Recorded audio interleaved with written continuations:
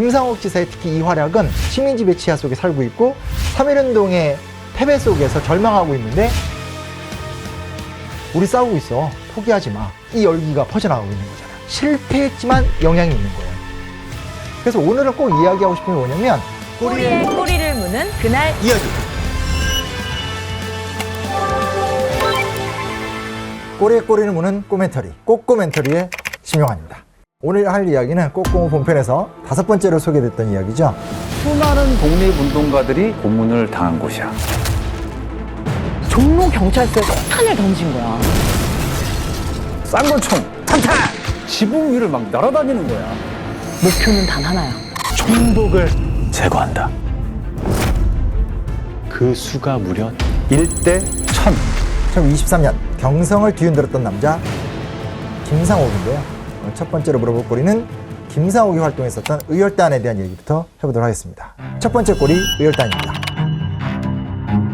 방송을 보면 이제 암살단 이야기가 나오잖아요. 그중에 가장 인상적인 건 사이트 총독 암살 시도죠. 결국은 암살을 시도하지만 실패했고 결국은 상하이로 탈출을 했죠. 상하이를 갔다는 얘기는 임시정부 사람들과 만났다라는 것이고요. 이 당시에는 사실은 서로 막 교류하면서 새로운 방향을 모색하던 때예요. 결국은 이 과정 속에서 김상옥이 김원봉으로부터 무기도 받고 의열단에 또 가입도 하게 되고 해서 서울로 잠입해서 이제 종로경찰서에 폭탄을 투척했다라는 게 가장 일반적으로 알려져 있는 이야기예요.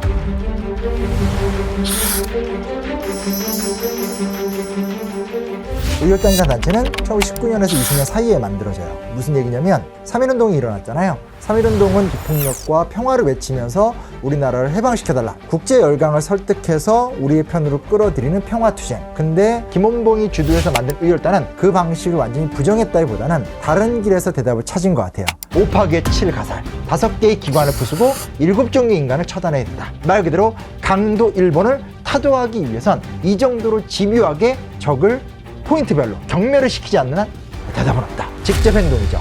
이 방법의 가장 큰 특징이 뭐냐면 첫 번째, 조직원들을 다 젊은 사람으로 뽑아요.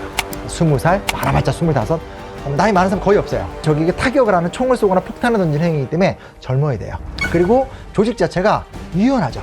아주 플렉서블해요. 뜻을 같이 지향하긴 하지만 단일화되고 체계적인 조직이 아니에요. 근거지를 만들고 이런 건 번잡하잖아요. 아니면 일본이 덮쳐서 근거지 한번 파괴당하면 도망갈 데가 없어요. 근데 그에 비해서 이 의열단 무기만 잘 공급이 되면 빠르게 행동할 수 있어요. 그래서 이 조직은 굉장히 개인화돼 있고 직접 행동밖에 없어요. 김상옥 의사가 활동을 하던 그 시점은 개인적 직접 행동을 위한 활동기다. 이렇게 기억하시는 게 좀 제일 좋을 것 같아요. 종로경찰서 포탄 투척을 계기로 해서 김상옥 의사가 딱 낙인을 찍히게 되고 도망가게 되죠. 꼬꼬마에서 자세히 나왔지만 거의 드라마잖아요. 그렇죠? 그 유명한 천대일 사건. 종로서가 시끄러워지면 불가 다 그쪽으로 쏠릴 거 아니야. 그때 남대문에서 총독을 암살한다. 종로서에 폭탄을 던진 거야. 당장 잡아와. 경성 관내 모든 병력 차출하고 김성옥 한 명을 잡으러 1000명이 모인 거야.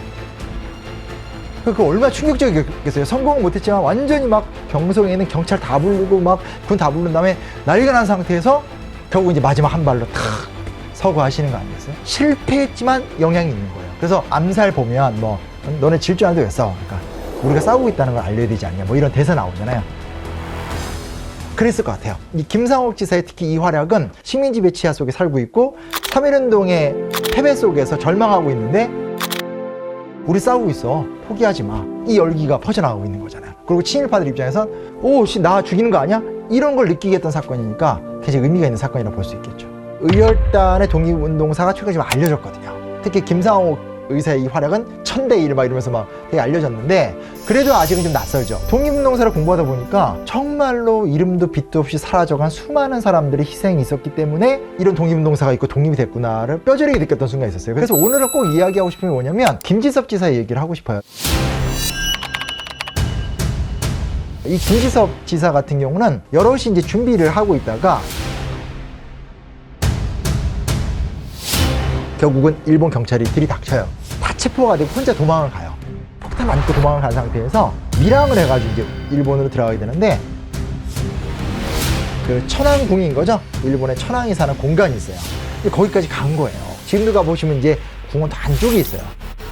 사실 거기서 폭탄을 던진다는 건 기본적으로 천황을 죽일 수는 없어요. 죽일 수는 없지만 적어도 일본의 심장부, 그것도 메이지 유신, 메이지 헌법의 상징적 존재인 천황, 일왕을 타격을 하는 것을 상징적으로 보여주고 싶은 거잖아요. 그래서 거기서 이 김지섭 지사가 폭탄을 던져요.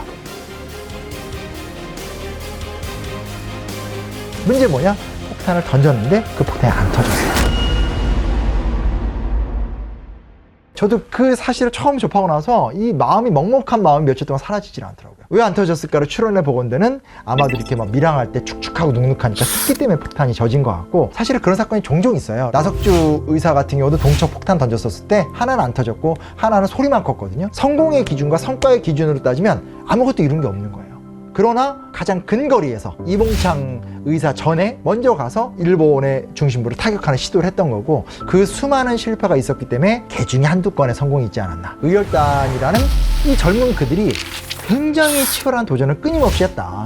그 끊임없는 도전의 여파 속에서 우리가 기억하는 김상옥, 김지섭, 나석주 이런 의사들의 성과가 있었다라는 것이고, 대한민국 독립까지 갔다라는 사실을 함께 좀 기억해 줬으면 좋겠어요. 그가 성공을 했든 실패를 했든 모두가 다 고결하고 가치 있는 이야기였다. 의열단 관해서 이제 굉장히 알려진 영화는 영화 밀정이죠. 그 영화 자체가 의열단원들의 활동을 중심으로 이제 전개가 되고, 거기서 이제 박희순 씨가 김상옥 아주 멋진 모습들이 나오게 되죠. 본편에서도 사실은 소개했듯이 김상옥이 일본 경찰에 이제 잡힌 이유 또한 이제 밀정 때문인데요. 그래서 꼬리를 확 물었죠. 밀정입니다. 밀정 얘기를 해보도록 하죠. 본편에서 일본인 경찰 100명보다 밀정 1명이 더 무서웠다. 당시에 이런 얘기가 있었대. 일본군 100명보다 땡땡 하나가 더 무섭다. 밀정. 밀정 정도의 일을 하려면 독립운동가들은 이 사람을 독립운동가로 알고 있어야 돼요. 아, 쟤 우리랑 같이 했던 사람이지. 그래야 정보를 얻어낼 수 있잖아요. 이게 밀정의 기본 조건이에요. 근데 그 얘기는 무슨 얘기냐면, 밀정이 되려면 독립운동가로서의 삶을 좀 살아봐야 돼요. 그런 사람을 체포에다가 모진 고문과 겁박 속에서 밀정으로 만드는 거거든요. 이 밀정은 말 그대로 변질된 사냥견들을 활용하는 거다. 그러니까 밀정 하나가 추적을 하는 것이 일본 경찰이 독립운동가를 추정하는 것보다 훨씬 더 효과적일 수밖에 없죠. 일본 경찰 입장에선 어디인지 어떻게 알아요? 그 공적인 행정력에 눈이 대주는 사람들, 그게 이제 결국 밀정 역할을 하는 거다라고 볼 수 있어요. 그러니까 이 사람들이 굉장히 무섭고, 하지만 발굴해서 이야기해내는 게 굉장히 힘들고. 이 밀정은 독립운동가나 가족들에게 접근을 해서 정보를 캐내서 일제에 밀고를 했어. 딱 정확한 숫자는 사실 몰라. 근데 이름이 확인된 밀정만 895명. 실제로는 수만 명이 될 거라고 추정이 된대. 그러다 보니까 최근에 보면 독립운동가인 줄 알고 보훈처에 서원 등록도 다 해놓고 국립묘지 안장까지 했는데, 세상에 최근에 나온 연구 기록 보니까 이 사람 밀정이었어. 이런 게 최근에 많이 발굴됐죠. 그중에 이제 가장 유명한 건 우덕순이라고 해서 그 안중근 의사랑 같이 그 자리에 있었던 그 사람이 이제 나중에 보면 친일파가 됐다는 거 아니에요? 이런 것들 보면서 쇼킹한 거죠.